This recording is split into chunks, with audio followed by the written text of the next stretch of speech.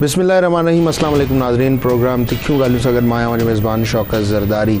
नाज़रीन, अॼोके प्रोग्राम में असां ॻाल्हाईंदासीं त कल्ह नवाज़ शरीफ़ साहब जेके सुप्रीम कोर्ट में पेश थिया ऐं उन्हनि जेके दलीलूं ॾिनियूं ऐं मेमो गेट स्कैंडल जे हवाले सां जेका कमीशन जोड़ी वई उन हवाले सां, ऐं ॿियो नवाज़ शरीफ़ साहब जे सुप्रीम कोर्ट वञण खां पोइ ऐं कमीशन जे ऐलान या कमीशन जे फ़ैसिले खां पोइ पीपल्स पार्टी जे सीनियर जेके आहिनि से सियासतदाननि कॉन्फ्रेंस कई। बाबर एवान साहब, खुर्शीद शाह साहब, फिरदौस आशिक़ एवान साहिबा, ऐं उन प्रेस कॉन्फ्रेंस में कुझु पॉइंट्स उथारिया विया, जिन में पहिरियों पॉइंट इहो उथारियो वियो त नून लीग मुल्क में बांग्लादेश मॉडल चाहे थी। पीपल्स पार्टी इहा ॻाल्हि कई, पीपल्स पार्टी खे इहो लॻे थो त नून लीग जेका सुप्रीम कोर्ट में वई आहे मेमो गेट जे हवाले सां त हू शायदि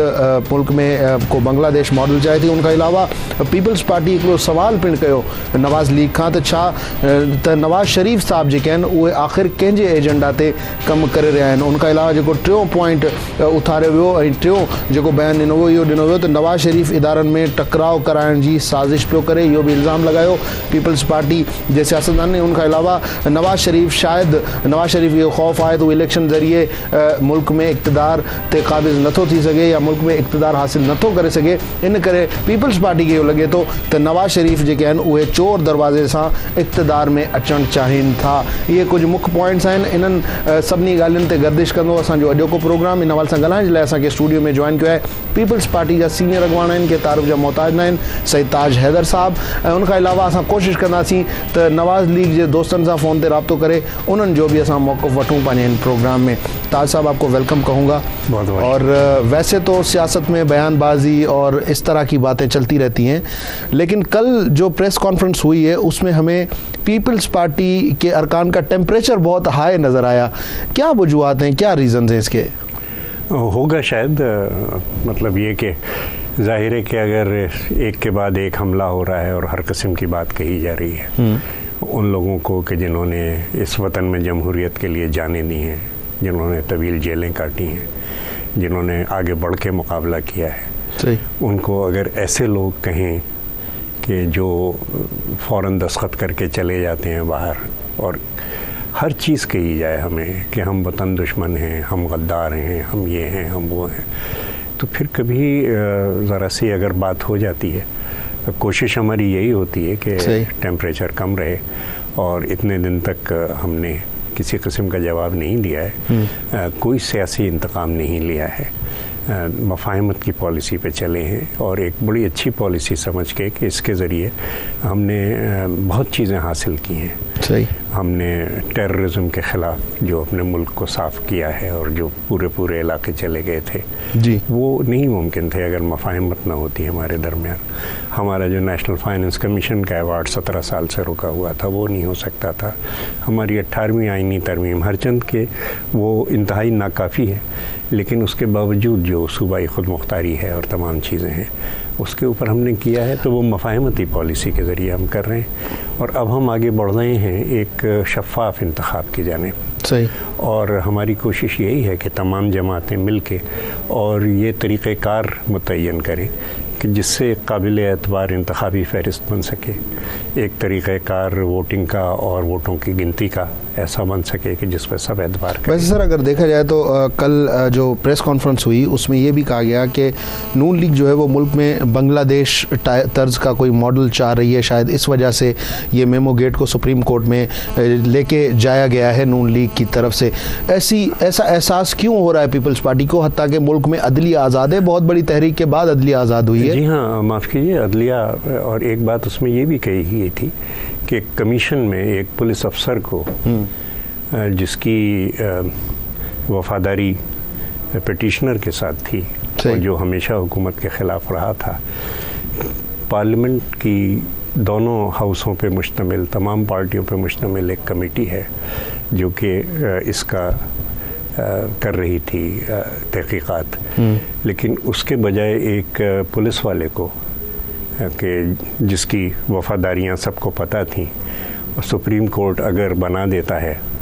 तो और जिसका कि आइन के तहत सुप्रीम कोर्ट ये एग्जेक्टिव का काम है कि कोई कमीशन बनाए, और अगर ये तमाम चीज़ें होती हैं और इस तरीके से बात होती है तो एक तासुर लोगों के अंदर जो جڑ پکڑ چکا ہے، اور جس طریقے سے مختلف اخبارات کے اندر مضامین لکھے جاتے ہیں، چینلوں پہ بھی غیر ذمہ دارانہ گفتگو ہوتی ہے کہ سپریم کورٹ کے ذریعے اس حکومت کو ہٹایا جائے گا یا اس قسم کی بات کی جائے گی، تو پھر اس تمام چیزوں سے یہ تاثر جو ہے تقویت پاتا ہے۔ لیکن اگر ہم بنگلہ دیش ماڈل کی بات کریں تو وہاں پہ تو ٹھیک ہے، عدلیہ کے ذریعے حکومت بھی گرائی گئی، ٹیکنوکریٹس کو جمع کیا گیا، پھر کسی چیف جسٹس کی، مطلب وہ فیل تو ہو گیا، لیکن اس میں آپ کو لگ نہیں رہا کہ نہ نون لیگ، اگر ایسا کوئی تاثر آ رہا ہے تو اس میں تو نون لیگ کو بھی کوئی فائدہ نہیں؟ تاثر میرا نہیں ہے، یہ تاثر سب کا ہے۔ صحیح۔ اور بڑی بات یہ ہے کہ اگر جیسے یہ وقت ہے تو اس وقت جو بھی اپوزیشن ہے اور جو بھی انتخابات میں جانا چاہتی ہے اور تبدیلی انتخابات کے ذریعے چاہتی ہے اور جو ان کا حق ہے، تو اس کو اس چیز پہ زور دینا چاہیے کہ انتخابات شفاف ہوں، انتخابات ایماندارانہ ہوں، اور ہمارے ساتھ بیٹھ کے ان چیزوں پہ اسے کام کرنا چاہیے۔ صحیح۔ اور جس پہ کہ ہم کام کر رہے ہیں اس میں ان کو ساتھ آنا چاہیے۔ اس پہ وہ نہیں آتے، ایک کے بعد دوسری، دوسری کے بعد تیسری، تیسری کے بعد چوتھی کرائسس، اور اس قسم کے الزامات لگانے۔ مطلب یہی لوگ تھے کہ جنہوں نے کارگل کے جھگڑے کے دوران جا کے اور کلنٹن کے سامنے ہاتھ جوڑے تھے کہ ہماری حکومت کو فوج سے بچاؤ۔ صحیح۔ وہ چیزیں کہ جو کتابوں کے اندر آ چکی ہیں، لکھی جا چکی ہیں، بل کلنٹن نے اپنی کتاب میں لکھ دیا، بروس ریڈل نے لکھ دیا، جنرل زینی نے اپنی کتاب کے اندر لکھ دیا۔ اب آپ ایک جرم اگر خود کر چکے ہیں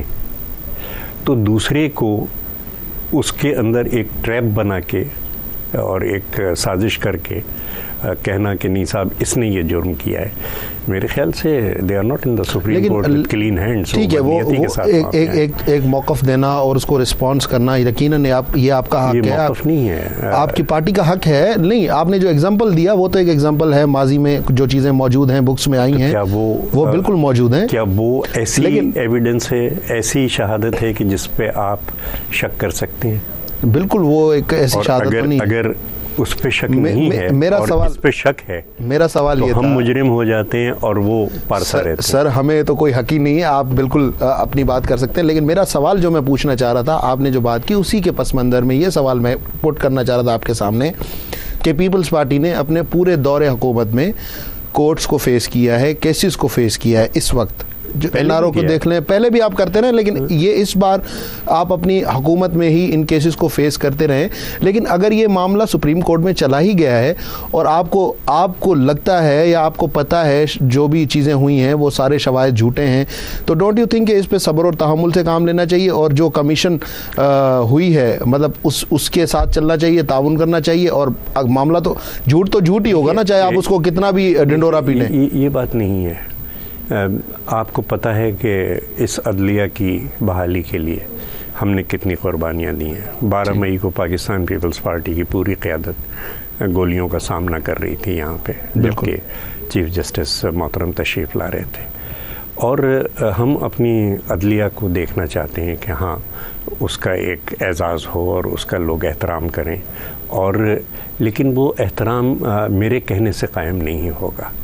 وہ احترام عدلیہ کے اپنے رویے سے اور اپنے فیصلوں سے قائم ہوگا۔ صحیح۔ اور یہ جو تاثر ہے، اور میں نے جو میرے خلاف جب مجھے محترم چیف جسٹس نے طلب کیا عدالت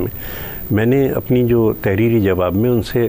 بڑی دستبستہ یہ گزارش کی ہے کہ جناب جو دائیں بازو سے حملے کیے جا رہے ہیں اور جو اس قسم کی باتیں کی جا رہی ہیں کہ عدلیہ کے ذریعے اس حکومت کو تبدیل کیا جائے،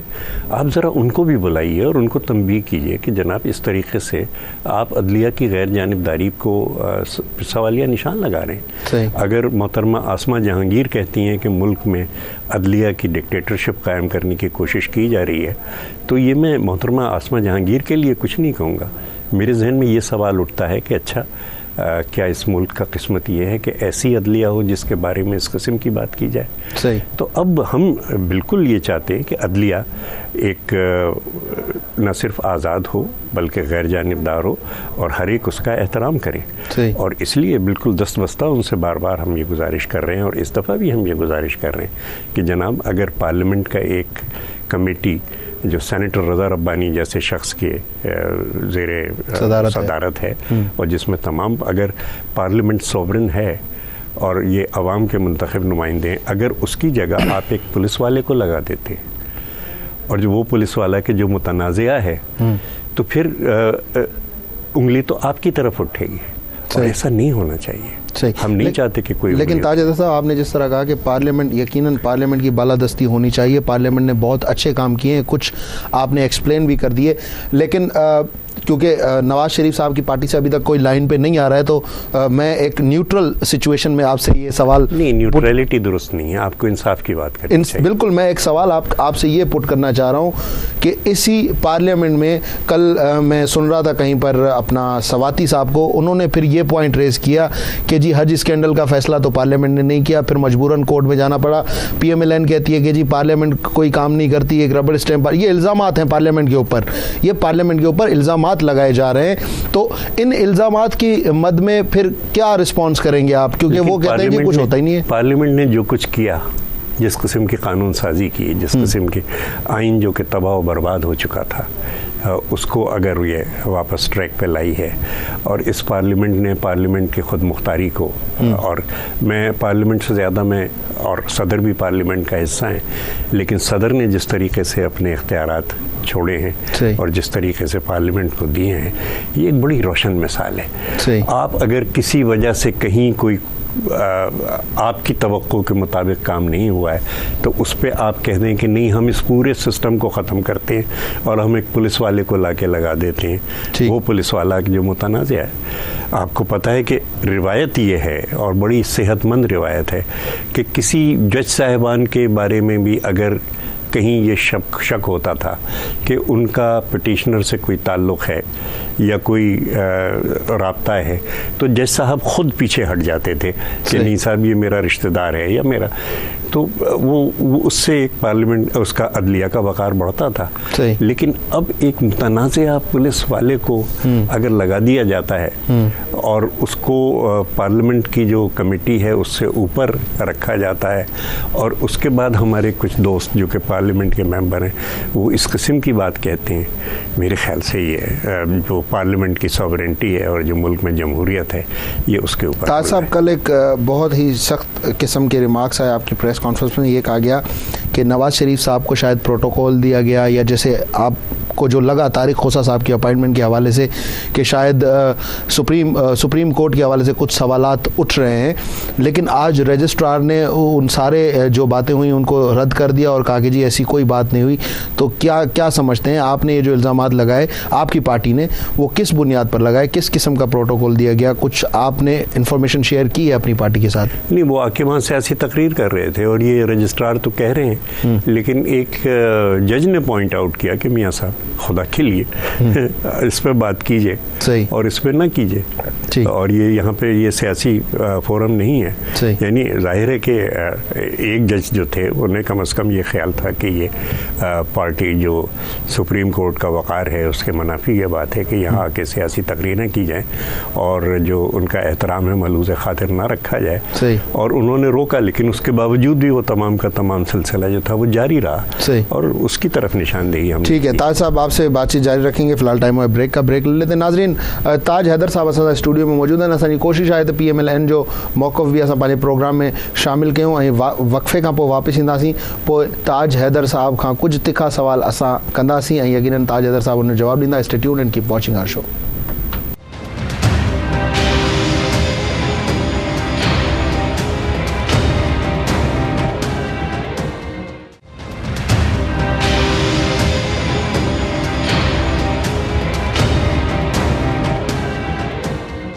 ویلکم بیک ناظرین. بریک ڈاؤن میں تاج حیدر صاحب کے ॻाल्हायो पे नवाज़ लीग जो मौक़फ़ वठण जे लाइ हिन वक़्तु असां सां टेलीफोन लाइन ते मौजूदु आहिनि सिंध जा अॻूणा वज़ीर आला साईं गौस अली शाह साहब. शाह साहब अस्सलाम वालेकुम. वालेकुम सलाम. आपकी आवाज़ बड़ी धीमी आ रही है. जी शाह साहब अस्सलाम वालेकुम. तव्हांखे भलीकार चवंदासीं पंहिंजे प्रोग्राम में. वालेकुम अस्सलाम वरहमतुल्लाह वबरकातुहू. शाह साहब, कल पीपल्स पार्टी हिकिड़ी प्रेस कॉन्फ्रेंस कई ऐं उन खां पोइ कुझु इल्ज़ाम बि लॻाया विया. तव्हांजी पार्टी ते बि तनक़ीद थी. पहिरियां त असांखे तव्हां क्लियर कट पंहिंजो इन ते रद्द अमल ॾेई छॾियो त तव्हां इन सॼी ॻाल्हि खे कीअं ॾिठो ऐं तव्हां इन खे छा रिस्पॉन्ड करणु चाहींदव? मां पाण इन कॉन्स्टिट्यूशन पिटीशन में पिटीशनर आहियां ऐं मां ख़ुदि पाण केस आर्ग्यू कयो सुप्रीम कोर्ट जे अॻियां. सही. मां महसूस कयां थो त पार्लियामेंट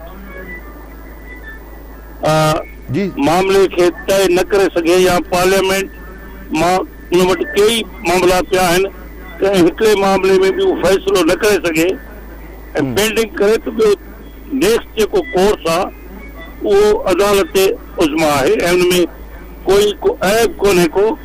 ऐं पार्लियामेंट में बि हिकिड़ी कमेटी या कमीशन ठही आहे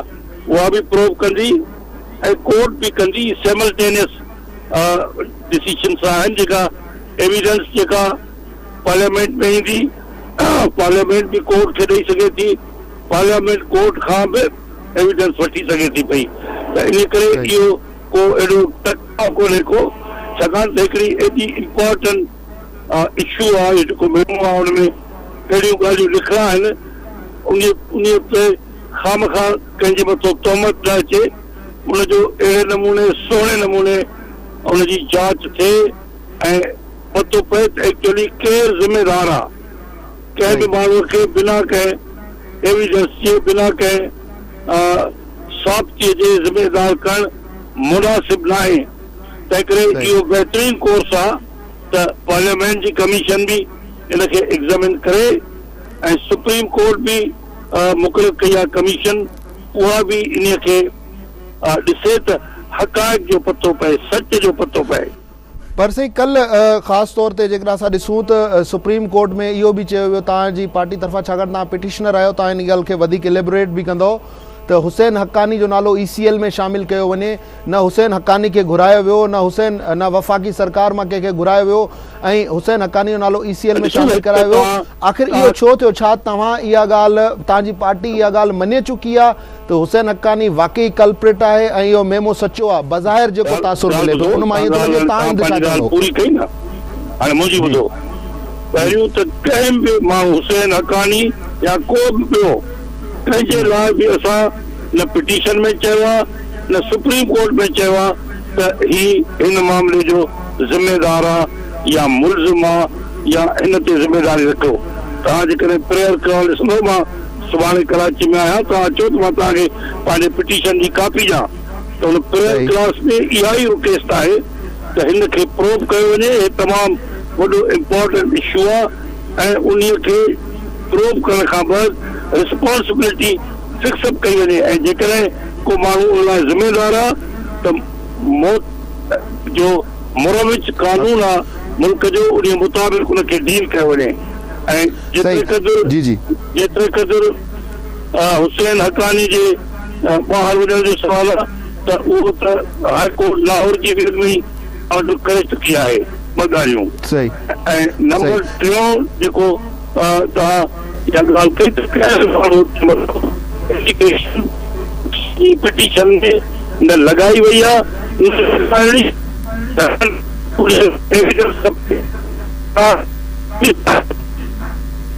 अच्छा शाह साहब तव्हांजी आवाज़ असांखे क्लियर न पइजे तव्हां असां सां लाइन ते ई रहो ताज हैदर साहब जेके पीपल्स पार्टी जा सीनियर रहनुमा आहिनि उहे असां सां स्टूडियो में मौजूदु आहिनि तव्हांजी ॻाल्हि असां गौर सां ॿुधी आहे ऐं असां हाणे ताज हैदर साहब खां ई इन जो जवाबु वो कह रहे हैं कि हमने बिल्कुल वो कह रहे हैं कि हमने किसी को भी अपनी उसमें पिटीशन में जो है वो ज़िम्मेदार तो नहीं करार दिया और हुसैन हक़ानी को जो ECL में शामिल किया गया उसके हवाले से लाहौर हाई कोर्ट का अपना एक डिसीजन मौजूद है। नहीं शाह साहब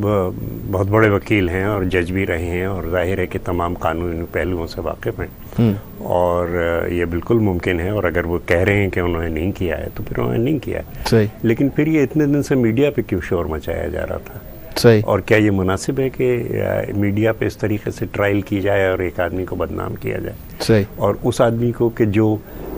इंक्वायरी को फेस करने खुद मुल्क में आया है जब बीबी साहिबा की हुकूमत गई है पिछली दफ़ा जो आईनी हुकूमत को बरतरफ किया गया मैं मुल्क के बाहर था सही और मैं आ रहा था वापस और मुझे इमिग्रेशन पे रोक के कहा कि साहब हमें चेक करने दीजिए कि आप ECL पे हैं कि नहीं मैं कह रहा हूँ जनाब मैं मुल्क में वापस आया हूँ जहाँ जो कुछ भी होना है उसका मुकाबला करने के लिए अब यही हुसैन हक़ानी अगर वहाँ से वापस आए हैं अच्छा मुल्क से जाने का मौका उनके पास था अगर वो भागने वाले होते तो वो निकल चुके होते लेकिन वो यहाँ पे हैं अब अगर इस किस्म के अहकामात दिए जाते हैं تو اس سے یہ چیز سامنے آتی ہے کہ جناب ان کی نیت بھاگنے کی تھی اور ان کی بدنامی ہوتی ہے. ٹھیک ہے, بالکل آپ کہتے ہیں کہ جی اس کی تحقیقات کی جائے, لیکن جو ایویڈنس خود شہباز شریف صاحب کے اور میاں نواز شریف صاحب کے خلاف ہے کہ انہوں نے انوائٹ کیا امریکی حکومت کو کہ وہ آرمی سے, اور اس حکومت کے محترم شاہ صاحب بھی رکن تھے, اور اس حکومت کے دوران رضا ربانی اور اعتزاز احسن کا سر پھاڑا گیا تھا اور FIR مجھ پہ اور سینیٹر صفدر عباسی پہ کٹی تھی. لیکن یہ کہ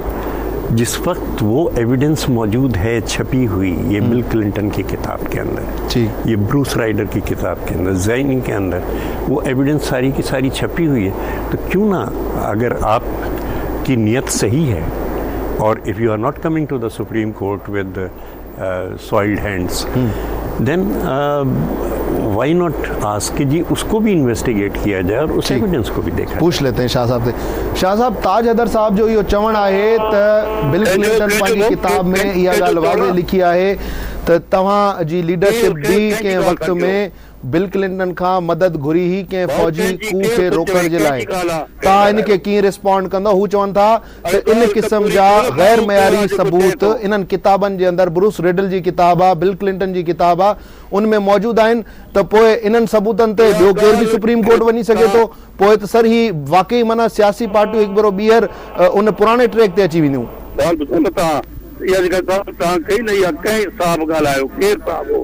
تاج حیدر صاحب ہیر موجود ہیں موسیٰ گھر اسٹوڈیو میں. تاج حیدر صاحب پیپلز پارٹی یا سینئر رہنما. میں سجانا تاج حیدر صاحب کے ان جو موسیٰ تمام چنگو سرستو ہیں, اوپان اساسا گھڑ خیرپور میں رہا ہیں. ان جو والد صاحب جنہوں تے پرنسپل ہیں ان سبری مال سسانی واسطے داریا ماں کو سوال کر جکڑے کا کہم ماہوں کے کہم پاکستانی کے نظر اچے کا گال امریکہ گال صحیح نہ تھی تو وہ ہمیشہ ان کے کھڑی سگے تو ان سے کوئی اعتراض نہ ہے. یہ بھی گال چگال تو سجے پاکستان میں ان میمو ایک اڑو حشر مچائے چڑیو جو انہیں کے انویسٹیگیٹ کرائن کہیں نہ کہیں تے رسپانسبلٹی فکس اپ کرن ضرور تھی وئی. اور تاج کرے اسا جی سجی پٹیشن ॾिसंदो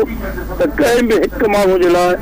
असां न को इल्ज़ाम लॻायो न उन ते इहो टोटली ओपन छॾे ॾिनोसीं त भली पार्लियामेंट बि भली करे, पर छाकाणि त पार्लियामेंट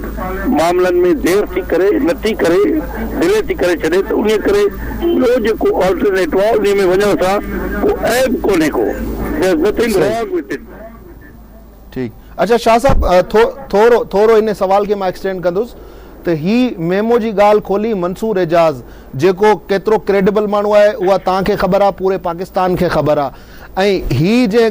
مطلب نواز شریف صاحب یا شہباز شریف صاحب جرا بل کلنٹن کا ہیلپ گھری تو ہی جو کو حوالو ڈین پیا وہ بل کلنٹن اگونے امریکی صدر جی کتاب میں ہن پان لکھیو ہے. تو پوئے جیکرا سا ثبوتن تے ونیوں تو پوئے شاید بل کلنٹن جو ثبوت ودیک اثر انداز ہوندو, پو ان تے چھا رسپانس ہوندو تھا. ان میں بل کلنٹن جی جکا گال ہے وہ کا آخری حرف نہ ہے, پر جکڑے کو ماحول سمجھے تو پیو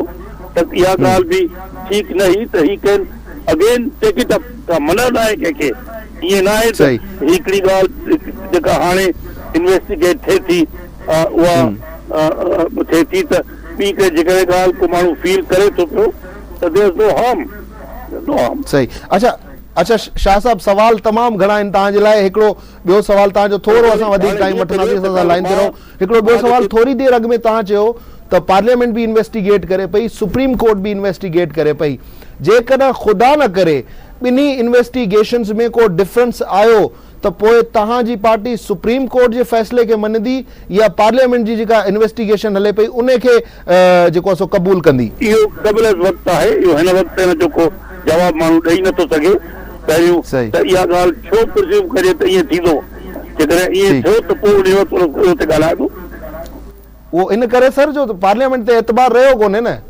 پارلیمنٹ کے اعتبار حاصل کرنے کے لیے محنت کرنی ہے. پارلیمنٹ سپریم ہے, پارلیمنٹ کے پرفارمنس کرنا پارلیمنٹ پرفارم کرے ہاں تو اساں کہیں بھی حالت میں سپریم کورٹ نہ ونے ہاں, پر چھاکان تو پرفارم نہ تھی کرے پارلیمنٹ تو انہیں کرے इहो रस्तो अख़्तियार करणो पियो। ठीक, शाह साहब लाइन पे रह जो। ताज हैदर साहब का एक सवाल करे वठूं, वो कह रहे हैं कि अगर किसी के पास ठोस शवाहिद हैं तो आप लोग भी जा सकते हैं, अगर आपके पास सबूत है तो आप भी जाएं कोर्ट में और करें जाके केस। पहली बात तो ये है कि सुप्रीम कोर्ट इन्वेस्टिगेशन नहीं कर रही। ठीक, कमीशन बनाया है, एक पुलिस ऑफिसर कर रहे हैं। ये सुप्रीम कोर्ट के कोई जज होते या कोई रिटायर्ड जज होते ऐसे जो बावकार जिनका, जो कि गैर मुतनाज़ा होते, तो बात फिर भी बेहतर होती। दूसरे ये कि एग्जीक्यूटिव का जो दायरे कार है उसके अंदर स्टेप इन किया है जुडिशरी ने, और एक पुलिस ऑफिसर को जो कि मुतनाज़ा है उसको उन्होंने बनाया है, और इससे गलत तासुर जो है वो पैदा हो रहा है। जहाँ तक आपने ये कहा कि हम क्यों नहीं जा रहे, जी हाँ, हम नहीं जा रहे। एक केस पहले भी पड़ा है सुप्रीम कोर्ट में, असगर खान का केस, कि जिसके अंदर तमाम IGI के लीडरों को बशमूल नवाज शरीफ साहब के और रकम दी गई है ISI की जानिब से। अब उसके लिए तो उन्हें तारीख मिल नहीं रही, उसके लिए उन्हें तारीख नहीं मिल रही, और उसमें अगर फैसला होता है तो ये तमाम मोहतरम हजरात डिस्क्वालीफाई होते हैं। तो हम कोई भी ऐसी चीज़ प्रेस नहीं कर रहे अपनी तरफ से कि जिससे मुल्क में तसादुम की फिजा बढ़े। हमारी सियासत तसादुम की सियासत नहीं है, दाएं बाजू की सियासत। लेकिन मुझे आप एक बात बताएं ताज हैदर साहब, फिर यहाँ पे एक तीखा सवाल ये भी उठता है कि अगर नवाज शरीफ साहब के ऊपर ये इल्ज़ामात हैं या केस है, कोई असगर खान साहब का केस है, तो वो तो आप फिर मुल्क की बका में जाए ना, जाके सुप्रीम कोर्ट में आप भी दरखास्त दाखिल कर दें। सर मुल्क की बात है, हम कोई अपनी सियासी मुफाहमत चमकाने के लिए नहीं बैठे हैं इधर। मतलब की बका में ये है कि जितनी भी सियासी अपने हैं वो इस तसादुम को छोड़ें और इस फेज़ के अंदर जमहूरियत को मुस्तहकम करें। सही, अगर हम ये अपनी वेड़ चलाते रहेंगे और इस तरीके से करते रहेंगे, हम तो 10 केस कर सकते हैं जो आसिफ जरदारी साहब के कत्ल करने की कोशिश हुई यहाँ सिविल लाइंस में, और मैं 24 घंटे वहाँ बाहर खड़ा रहता था क्योंकि मैं सदर था कराची का। ये तो तमाम केस बन सकते हैं और कितने ही केस बन सकते हैं, लेकिन क्या हम सियासी लोगों पे केस बनाते रहेंगे? अगर हम सियासी लोगों पे केस बनाते रहेंगे तो फिर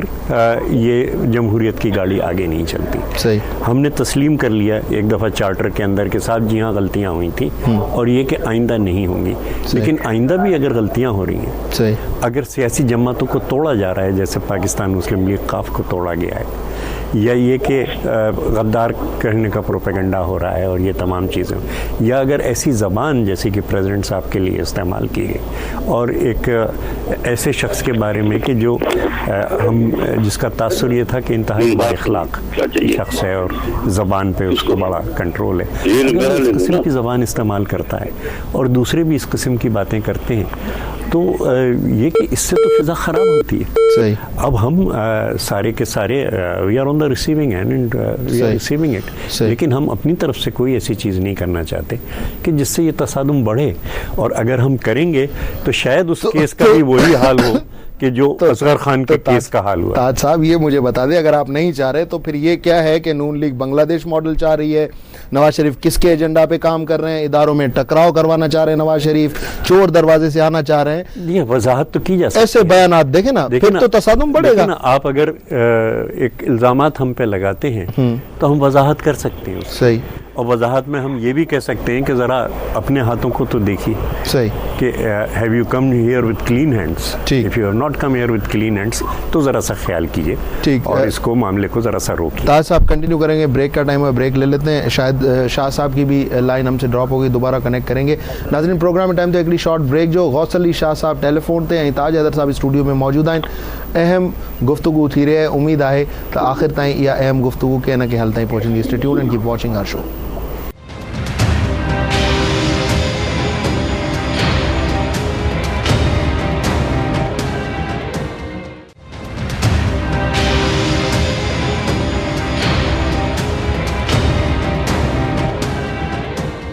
वेलकम बैक नाज़रीन। ब्रेक न वञण खां में ताज हैदर साहब जेका उन्हनि पंहिंजी ॻाल्हि कई, हाणे असां ॻाल्हाईंदासीं गौस अली शाह साहब खां। शाह साहब, कल्ह जी प्रेस कॉन्फ्रेंस में नून लीग ते इल्ज़ाम लॻो त हू मुल्क में शायद बांग्लादेश मॉडल चाहे थी ऐं को जुडिशल कू कराइण जी साज़िश हले पई, तव्हां इन इल्ज़ाम ते छा कमेंट कंदो? ये सभु ग़लति ॻाल्हियूं आहिनि। ही त बजाए हिन जो माण्हू नेक नियती सां इन ॻाल्हि खे वठे त हिकिड़ी ॻाल्हि जेका कोर्ट पे वही इन लाई वही त उते पंहिंजो उनजो सुहिणे नमूने सां इन्वेस्टिगेट थिए ऐं जेको माण्हू ज़िम्मेदार आहे उनखे रिस्पॉन्सिबिलिटी रखी वञे, बजाए हिनजे जो उनखे माण्हू फेस करे, कोर्ट खे एसेस करे, पार्लियामेंट खे एसेस करे, वरी उन मां ॿियूं अजाया खामखा जा इल्ज़ाम लॻाए ॻाल्हि खे लंबो करणु, इहे ग़लति इल्ज़ाम आहिनि, हिन जो कोई वैल्यू कोन्हे। अच्छा शाह साहब, तव्हां जॾहिं कोर्ट में विया आहियो त यकीनन तव्हांजे नज़रिए सां इख़्तिलाफ़ रखंदड़ माण्हू या इन मामले खे जहिड़े हिसाब सां सीरियसली वरितो वियो आहे नून लीग तरफ़ां बि, हुकूमत बि पंहिंजे एंगल ते हिनखे सीरियस वरितो आहे, इल्ज़ाम इहो पियो अचे त नून लीग शायदि मेमो गेट ते का सियासत करे रही आहे, छा वाक़ई इहा ॻाल्हि हक़ीक़त आहे? ऐं जेकॾहिं वाक़ई मेमो गेट में हुसैन हक़ानी साहब जेके आहिनि उहे बरी थी था वञनि या हू बिल्कुलु इन सां को बि उनजो वास्तो साबित नथो थिए, त पोइ डोंट यू थिंक के नून लीग खां पोइ काफ़ी सवाल करे सघे थी अवाम? हा भाऊ, हा, माफ़ कजो, मां वेठो आहियां एयरपोर्ट ते। जी जी, हलो, एयरपोर्ट ते वेठो आहियां, ॼाण सॾु थियो बोर्डिंग जे लाइ। बस जेसी सॾु थिए जवाब ॾियो सर। जी हा, तो मां इहो पियो कयो त इशूज़ जॾहिं बि साम्हूं अचनि त बहितर तरीक़े जो चुनाव माण्हू उन्हनि खे फेस करे ऐं उन्हनि खे पूरी कोशिशि कई वञे त जेकॾहिं को माण्हू नाहक उन में फासायो थो वञे त उनखे न फासाइजे, या असां पंहिंजी पिटीशन में कंहिं बि माण्हू ते को इल्ज़ाम न रखियो आहे, इंक्लूडिंग हुसैन हक़ानी साहब। तव्हां पिटीशन पढ़ो त ॿाहिरियों जूं ॻाल्हियूं माण्हू को जीअं बि लंबियूं करे, मूं वटि पिटीशन जी कापी पई आहे, तव्हां सुभाणे अचो त मां तव्हांखे उनजी कापी। सर बिल्कुलु तव्हां सां मुलाक़ात कंदासीं। सर हिकिड़ो आख़िरी ऐं तिखो सवाल तव्हां खां पुछणु चाहींदुसि त छाकाणि त तव्हां एयरपोर्ट ते आहियो ऐं तव्हांखे फ्लाई बि करिणो हूंदो, यकीनन सवाल तमामु सिंपल आहे। तव्हां चयो जॾहिं इशूज़ साम्हूं अचनि तॾहिं उन्हनि जे हवाले सां उन्हनि इशूज़ खे सॉल्व करण जे लाइ या उन्हनि जी इन्वेस्टिगेशन जे लाइ आख़िरी हद ताईं वञणु घुरिजे। पंजाब हुकूमत जी करप्शन जा केतिरा ई इशूज़ साम्हूं आया, पर नवाज़ शरीफ़ साहब या उन सां लाॻापियल तव्हांजी पार्टी सां लाॻापियल ॿिया मेंबर्स न ई कंहिं इशू ते कोर्ट में विया, न ई उन्हनि पंहिंजे हद ताईं कंहिं MPA MNA ख़िलाफ़ का कार्रवाई कई। इन जो थोरो जवाबु ॾेई छॾियो। इन इशू जो वास्तो हिन इशू सां न आहे, मां फ़क़ति तव्हांखे इन करे एंटरटेन कयो ऐं तव्हांखे जवाबु ॾियणु मुनासिबु सम्झुमि जो मां पाण हिन में पिटीशनर आहियां ऐं उन करे ते गुफ़्तगू कयोसीं। तव्हां सॼी दुनिया खे वरी इन्वॉल्व न कयो। Confine your self to a point on which you have asked me to talk. न सर, तव्हां सभिनी इशूज़ तव्हां जो इशू कहिड़ो बि साम्हूं अचे, इन करे मूं थोरो इन ते तव्हांजी जेका ध्यानु छिकरायो। सर तव्हां बिल्कुलु बुज़ुर्ग आहियो, असांजे लाइ मुअज़्ज़िज़ आहियो, असां तव्हांजी दिलि सां इज़त बि कयूं था, तव्हां बिल्कुलु सही ॻाल्हि पिया चओ, असांखे उन इशू ॾांहुं न वञणु घुरिजे। त पोइ हिकिड़ो आख़िरी जवाबु मूंखे इहो बि ॾेई छॾियो, तव्हां ते इल्ज़ाम लॻो त नवाज़ शरीफ़ शायदि कंहिं टी कुवत जे इशारे ते कमु करे पियो। तव्हां नवाज़ शरीफ़ साहब जो स्टांस त तमामु क्लियर आहे ऐं हू पंहिंजे तक़रीरनि में बि तमामु घणो इन्हनि ॻाल्हियुनि खे रद्द करे चुका आहिनि, पर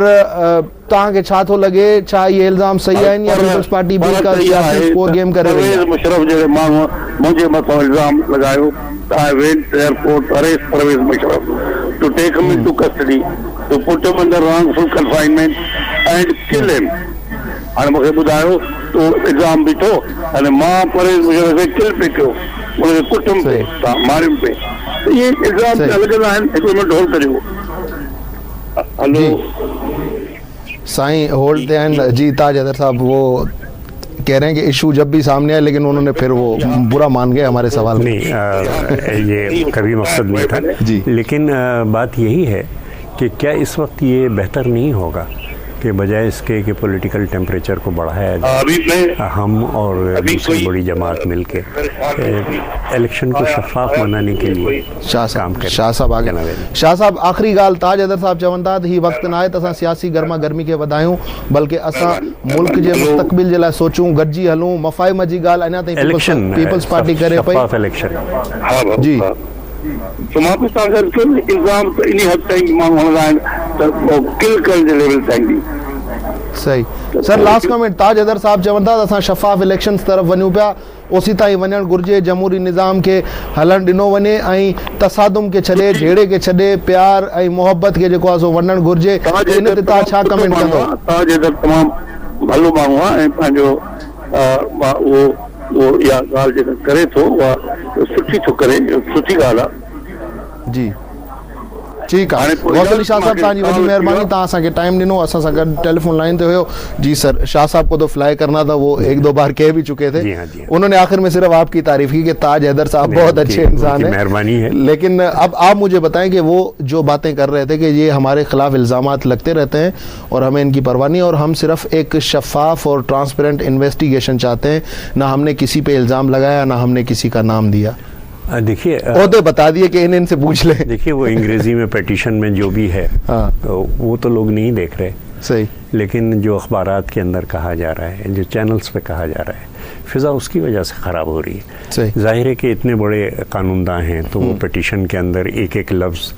देख के रखेंगे कि कोई चीज़ ऐसी ना हो कि जो गैर कानूनी हो या जिसके अंदर वो बात वापस उनके ऊपर आ जाए लेकिन ये एहतियात मीडिया के अंदर क्यों नहीं रखी जा रही सही और ये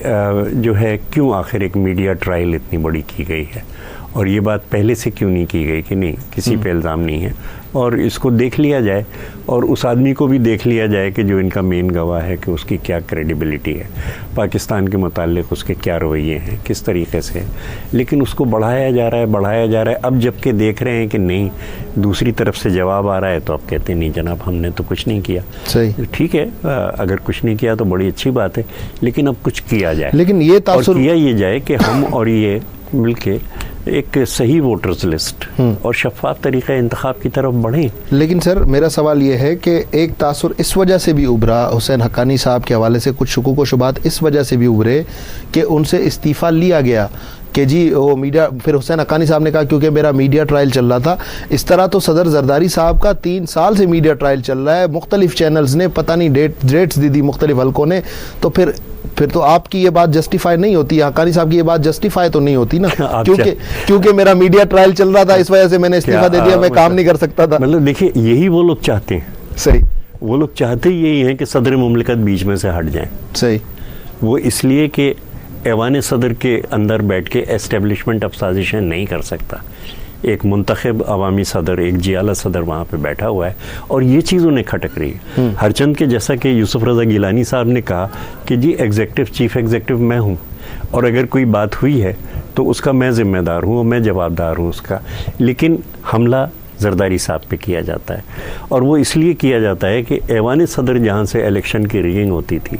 वहाँ पे अब एक जियाला बैठा हुआ है